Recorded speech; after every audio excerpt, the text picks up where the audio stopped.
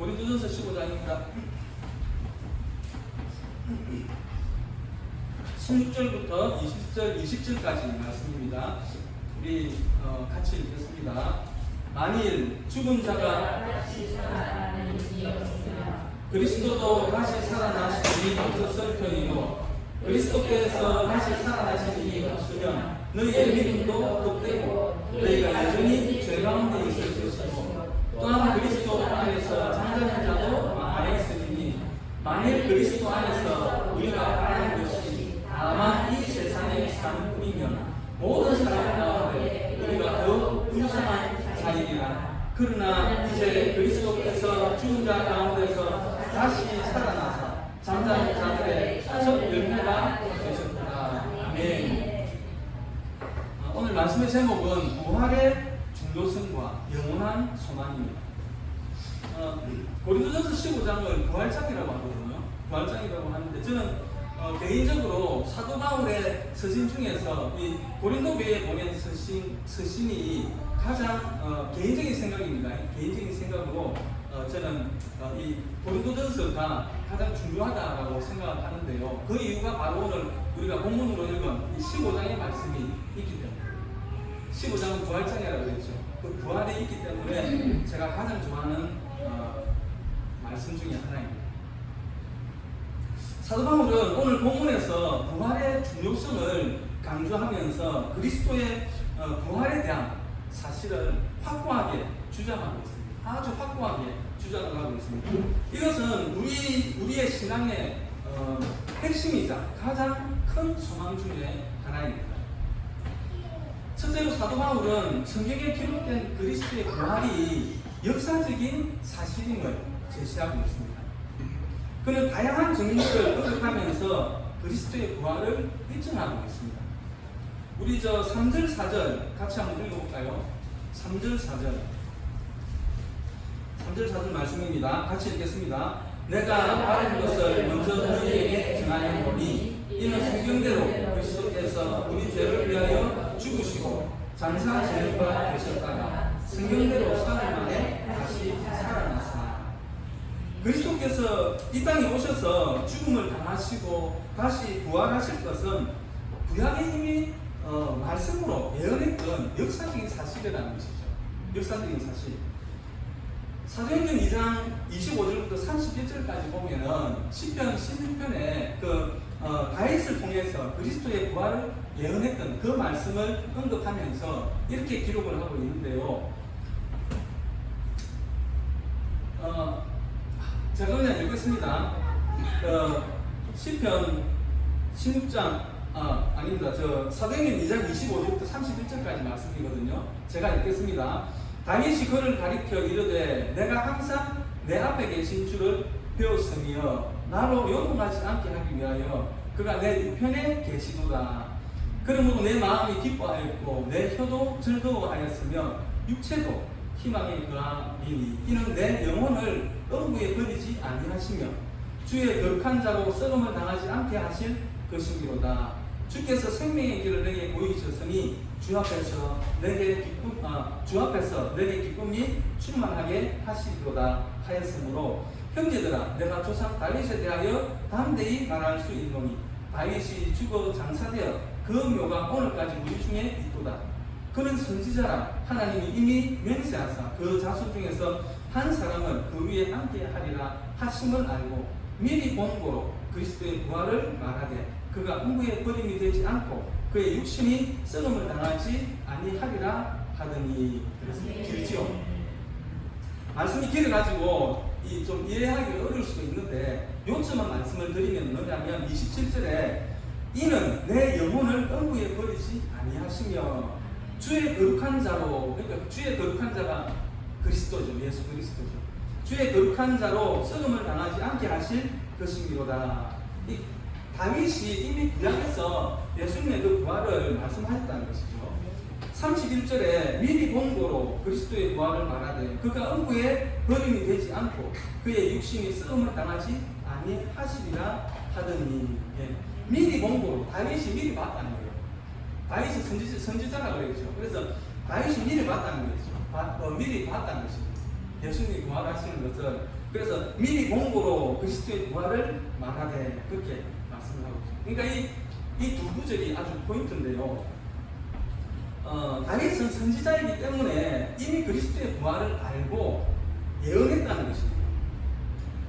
성경은 이미 구약에서부터 그리스도의 부활을 역사적으로 증거하고 있는 것입니다. 또 증인들도 있습니다. 증인들도. 고린도전서 15장 5절과 8절까지 보면은요, 바울은 그리스도의 부활에 대한 증인들을 이렇게 증인들의 목록을 제시하고 있습니다. 지금 다른 데 안 넘기셨죠? 5절에서 8절 우리 같이 한번 읽어볼까요? 고린도전서 15장 5절에서 8절까지 말씀을 우리 같이 한번 읽어보겠습니다. 대마에게 보이시고 그의 12 제자에게와 그 후에 500여 형제에게 일시에 보이셨나니 그 중에 지금까지 대다수는 살아있고 어떤 사람은 잠들었으며 그 위에 야고보에게 보이셨으며 그 위에 모든 사도에게와 맨 나중에 완성되지 못한 태어난 자 같은 내게도 보이십니다. 제가 개발한 누구죠? 베드로죠. 베드로를 이야기합니다. 그리고 12 제자와 500여 형제에게 보이셨고 야고보에게도 보이셨고 그리고 8절에 보니까 만삭되지 못해서 태어난 사도 바울 본인에게도 자신에게도 보이셨다는 것입니다. 여러분 스데반 집사를 돌로 쳐 죽이는 데에 앞장섰던 그 청년 사울이 사도 바울이 된다는 것은 거의 불가능한 일이었습니다. 그런데 그 불가능한 일을 주님이 다메섹 도상에서 사도 바울을 만나 주시면서 가능하게 했다는 것이죠. 저는 이 8절의 말씀을 읽으면서 사도 바울의 마음이 어땠을까 그런 생각을 해보았는데요. 8절에 맨 나중에 만삭되지 못하여 난 자 같은 내게도 보이셨느니라. 이 말 속에는요, 자기가 청년 때 사울일 때에 몰라서 예수님을 대적하고 핍박했던 그 삶에 대한 그 아픔과 그리고 사도가 되어가지고 표대를 향하여 달려갔던, 좀 더 정확하게 말하면 표대를 향하여 달려가게 인도하신 그 하나님의 은혜에 대한 감사의 마음이 교차하는 그런 마음이었을 것이다 라는 생각이 들었습니다. 우리도 살다 보면 내 속을 이렇게 뒤집어서 보여주고 싶을 때가 있죠. 상대방이 뭔가 내 말을 안 믿을 때에 이렇게 속을 뒤집어서 보여주고 싶을 때가 있습니다. 사도 바울은 예수님의 부활에 대해서 마치 이렇게 말하는 것 같아요. 하도 답답하니까 내가 가말리엘 문화생이었고 그리고 교회를 핍박했고 그리고 스데반을 처형할 때 내가 앞장섰지 않느냐. 그랬던 내가 까닭없이 예수라는 사람을 내가 그리스도라고 전하고 있겠느냐.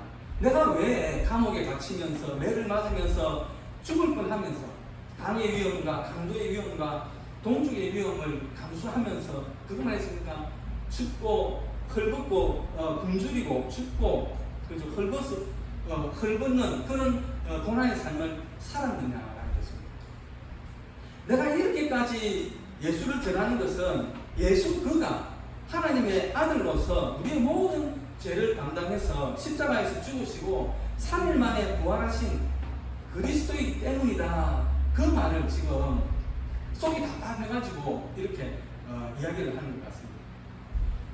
사도 바울은 그리스도의 부활을 직접 경험한 사람입니다. 그 경험이 사울이라는 그 청년의 변심과 삶의 전환이 일어나게 한 중요한 사건이었습니다. 이러한 증거들을 통해서 사도 바울은 그리스도의 부활의 역사적인 사실을 입증하고 있는 것입니다. 이 증거들은 그리스도의 부활이 단순하게 상상이나 아니면 신화 그런 것이 아니라는 것이죠. 역사적으로 일어난 실제적인 사건임을 보여주는 것입니다. 이것은 그리스도인들에게 큰 희망과 확신을 주는 중요한 사실입니다. 이것은 우리 신앙의 근간이 되고 우리가 살아있는 신앙을 가지는 이유 중에 하나인 것입니다. 둘째로는요, 바울은 그리스도의 부활의 그 중요성과 그 의미를 설명하고 있습니다. 예수님의 부활은 죄의 이기심과 새로운 삶의 얻음을 의미하는 것입니다. 예수 그리스도의 부활은 우리의 죄를 이기고 새로운 삶을 얻을 수 있는 가능성을 보여주는 것입니다. 예수 그리스도께서 십자가에서 우리 죄를 대신 지고 죽음을 이기신 후에 부활하셨기 때문에 우리도 그리스도와 함께 부활해서 죄와 죽음의 권세를 이길 수 있다는 것을 보여주는 것입니다. 이것은 우리에게 구원과 새로운 삶의 기회를 제공하는 것입니다. 그리고 예수 그리스도의 부활은 우리에게 영원한 소망을 제시합니다. 그리스도께서 죽음에서 다시 살아나신 것은 우리에게 영원한 생명의 소망을 약속하는 것입니다. 그의 부활은 우리가 육체적인 그 죽음을 넘어서 영원한 영광의 존재로 이어질 수 있다는 것을 보여주는 것입니다. 이것은 우리의 삶에 깊은 희망과 위로를 주는 사실입니다. 그리고 바울은 그리스도의 부활이 우리의 부활과 연결이 되어 있다는 것을 말씀하고 있습니다. 우리 51절을 한번 볼까요? 51절. 51절 우리 같이 읽겠습니다. 51절입니다. 보라, 내가 너희에게 비밀을 말하노니 우리가 다 잠들 것이 아니요 마지막 나팔에 순간에 우리니 다 변화되리니 나팔 소리가 나되 죽은 자들이 썩지 아니할 것으로 다시 살아나고 우리도 변화되리라. 아멘. 51절 중간절에 보니까요, 마지막 나팔에 순식간에 후렴이 다 변화되리니라고 했는데요. 이 마지막 나팔은 요한계시록 11장 15절에 보면은 7번째 나팔입니다. 요한계시록 11장 15절에 보면은 7번째 나팔입니다. 나팔이 7개가 있거든요. 7개가 있는데 그 마지막 나팔, 7번째 나팔을 지금 마지막 나팔이라고 말씀을 하는 겁니다. 근데 이 7번째 나팔이 불면은 이 7번째 나팔이 불려질 때 무슨 일이 일어나는지 우리 한번 보겠습니다. 한번 찾아볼까요? 요한계시록 11장 18절.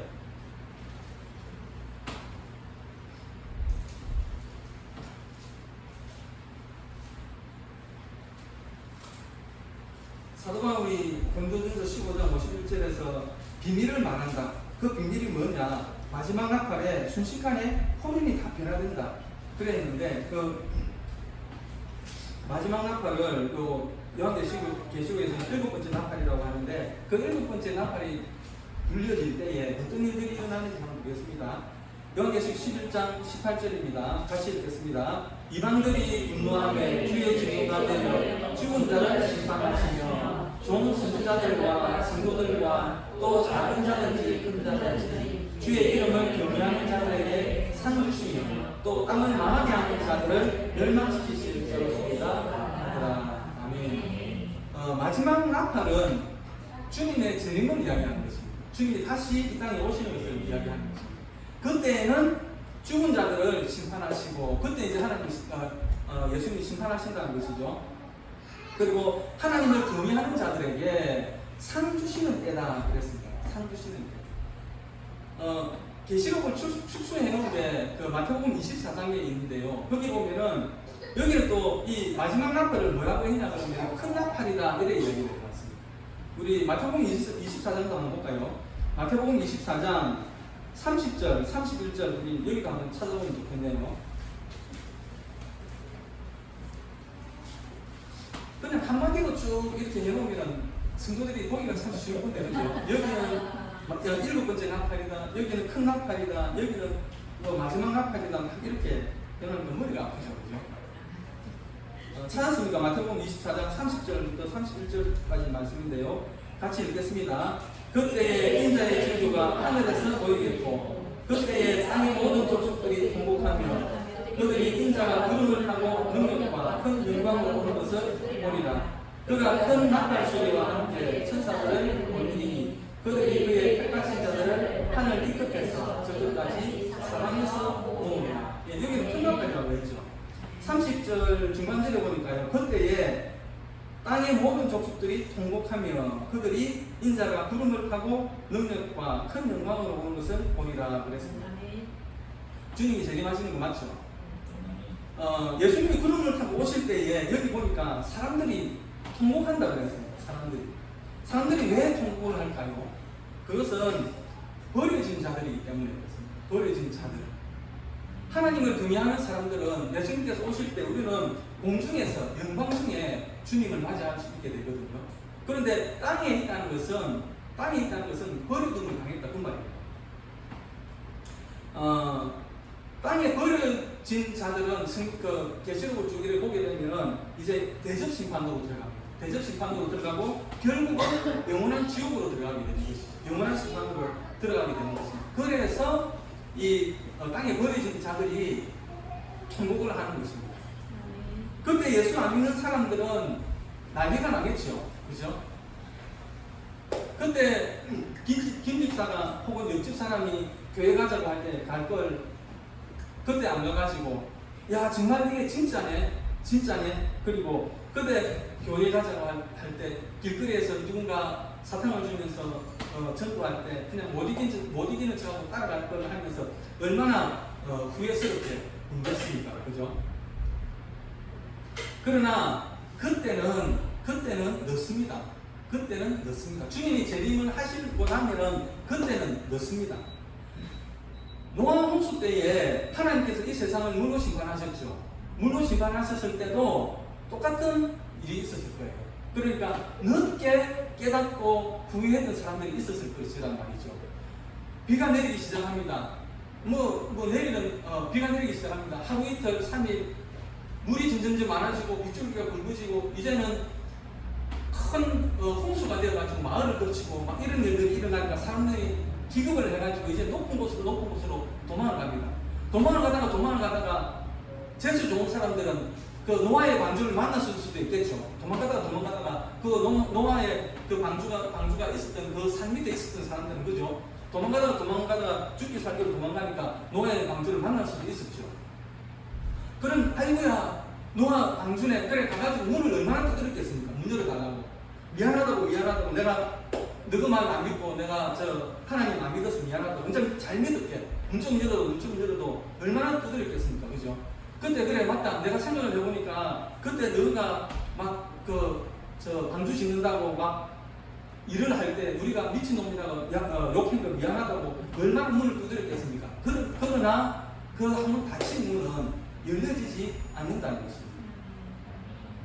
아까 읽었던 고린도전서 15장 51절 말씀 다시 한번 읽어보겠습니다. 고린도전서 15장 51절 말씀 찾아져 있습니까? 같이 읽겠습니다. 보라 내가 너희에게 비밀을 말하노니 우리가 다 잠잘 것이 아니요 마지막 나팔에 순식간에 호련히 다 변화되리니 나팔 소리가 나면 죽은 자들이 썩지 않을 것으로 다시 살아나고 우리도 변화되리라. 아멘.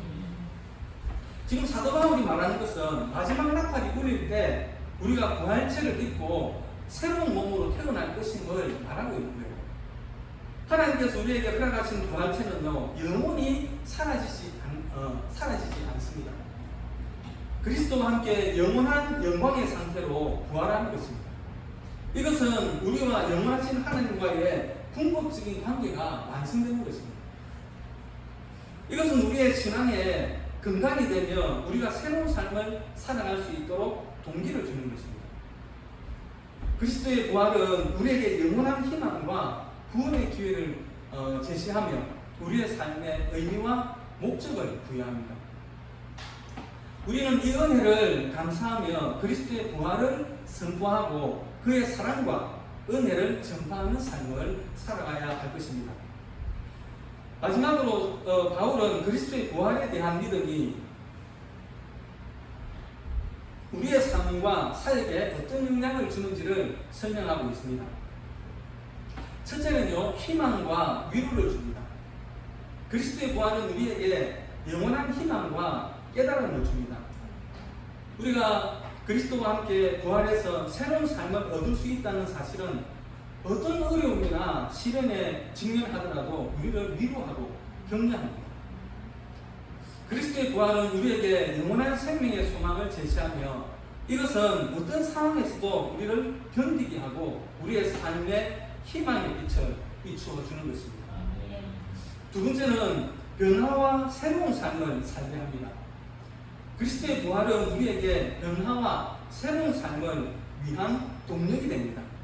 우리가 그리스도의 부활을 믿음으로 받아들이면 우리는 죄와 죽음의 권세를 이길 수 있으며 새로운 영적인 생명을 받을 수 있습니다. 그리스도의 부활은 우리에게 변화와 회복의 기회를 제공하며 우리가 그리스도의 사랑과 은혜에 힘입어서 변화된 삶을 살아갈 수 있도록 도와줍니다. 세 번째는요, 복음을 전파하는 증인의 삶을 살게 됩니다. 그리스도의 부활은 우리에게 복음 전파와 증인의 사명을 부여합니다. 그리스도께서 죽음에서 다시 살아나신 것은 우리에게 구원의 소식을 세상에 전하고 나누라는 것입니다. 우리는 그리스도의 부활을 선포하고 그의 사랑과 은혜를 전파하는 사람들이 되어야 합니다. 우리의 삶은 그리스도의 부활의 증인이 되어야 하며 이를 통해서 다른 사람들에게 하나님의 영광을 보여주어야 합니다. 우리가 그리스도의 부활을 믿음으로 받아들이면 우리의 삶은 변화하게 됩니다. 그리스도의 사랑과 은혜에 감사하며 그의 부활을 선포하고 그의 영광을 나타내는 삶을 살아가게 되는 것입니다. 여러분, 고린도전서 15장은 우리에게 큰 희망과 위로를 주는 말씀입니다. 그리스도의 부활은 우리의 삶에 큰 의미와 목적을 부여합니다. 이 부활의 소식을 세상과 나누며 하나님의 영광을 높이는 성도들이 되시기를 주님의 이름으로 축복합니다. 아멘. 우리 말씀을 생각하면서 잠시 기도하겠습니다.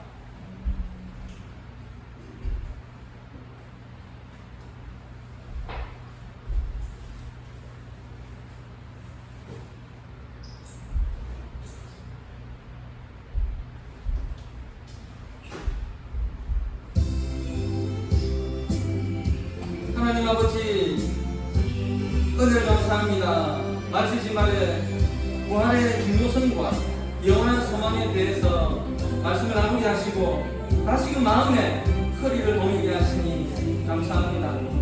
세상은 과학이라는 이름으로 하나님의 능력을 재단하고 부활이 있다 없다라고 말들을 하지만 오늘 하나님은 바울을 통해서 부활의 역사적인 증거와 여러 증인들을 통해서 하나님 나라와 부활에 대해서 확고하게 증거하셨습니다.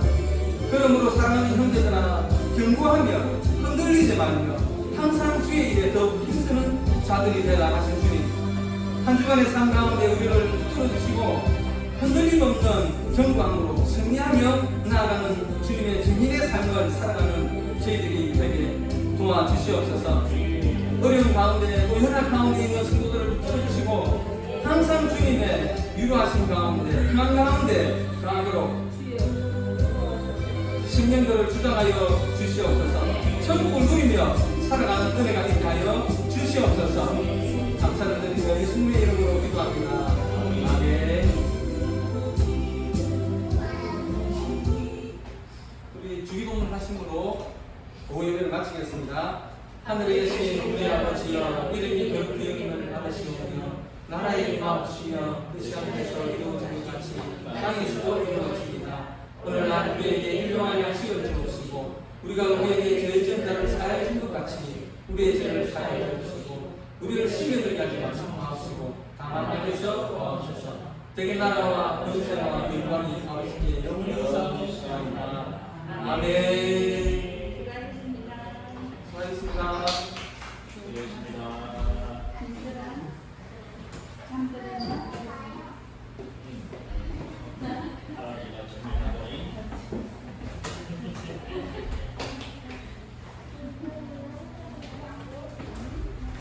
우선 한 번 더 누르셔야 돼요.